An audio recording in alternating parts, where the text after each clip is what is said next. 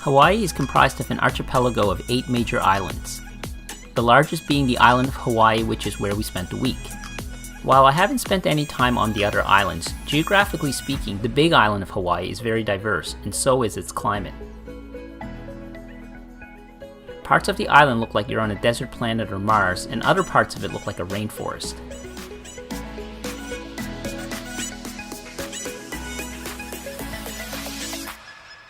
It's also the island that has one of the most active volcanoes in the world that you can actually visit.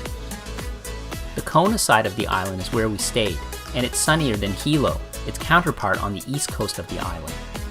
We split our week into 2, staying 3 nights on the Kona area and 3 nights in the Hilo area.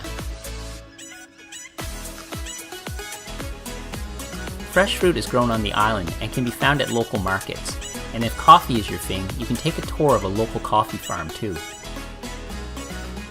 Some amazing snorkeling is to be found on the island, especially on the Kona side. Kahaluu Beach has lots of colorful fish and coral to see. Watch out for the sea urchins and don't walk on the coral.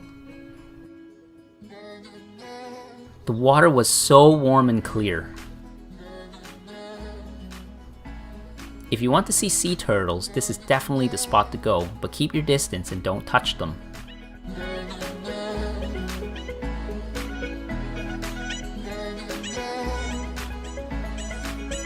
Most of the beaches in Hawaii range from rough sand to full large chunks of lava rocks, so it's a good idea to bring or rent some water shoes.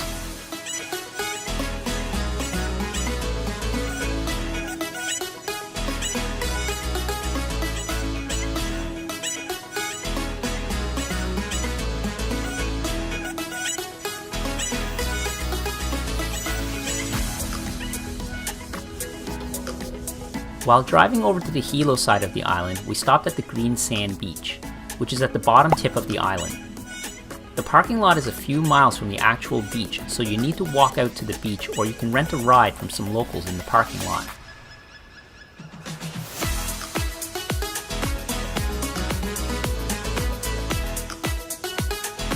While there, we saw a whale way off in the distance breaching in the water. Unfortunately, I left my telephoto lens at the car and all I had was my wide angle, so the best I could do was this picture cropped all the way in. The days we spent on the Hilo side were very wet and it lived up to its reputation as having rainforest-like weather.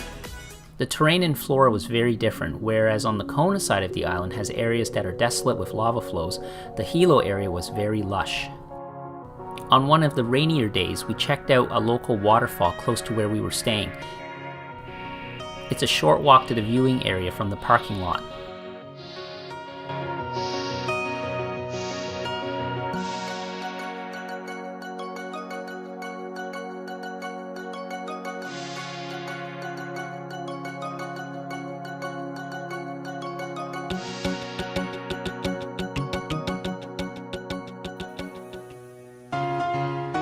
While the Big Island is the least known for its surfing compared to the other islands, there's still good surf to be had. Hey, it's Hawaii after all.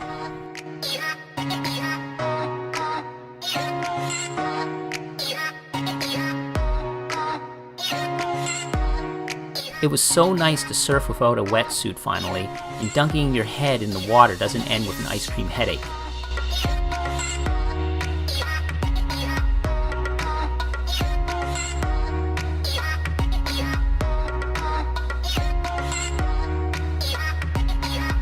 If you're new to surfing or want to give it a try, there's no better place to learn in warm water.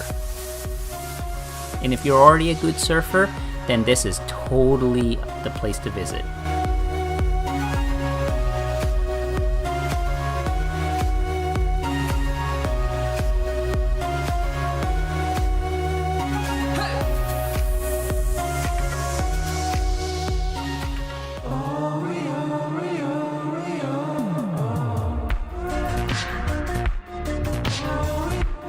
Honoli Beach Park was only minutes from where we were staying and had some good surf going one day.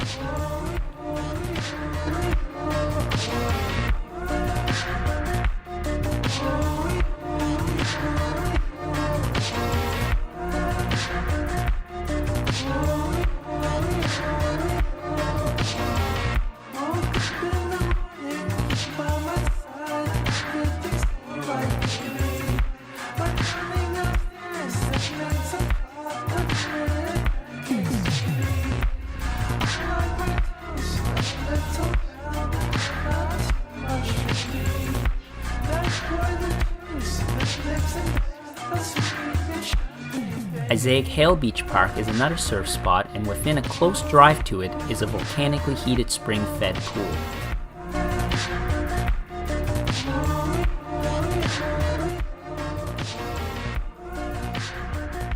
The water was super warm.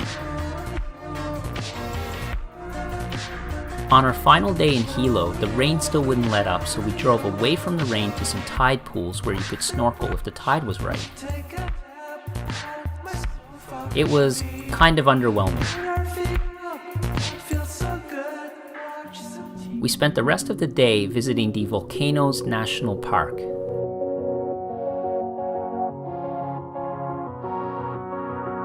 We drove the Crater Rim Drive, which takes you to various locations on the perimeter around the caldera.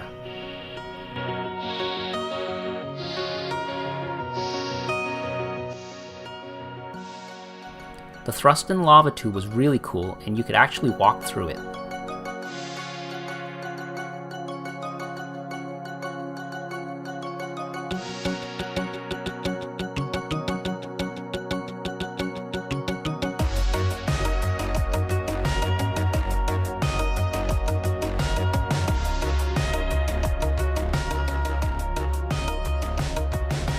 There are steam vents where you can see steam generated by water seeping down to the hot volcanic rocks in the ground.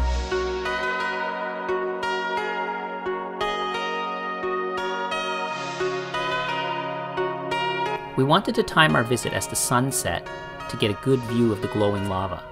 The viewing area is at the Yagard Museum. It gets busy, so it's best to arrive a bit early to get a good view as it gets dark. Also bring a jacket because the elevation is 4,000 feet and it can get cold.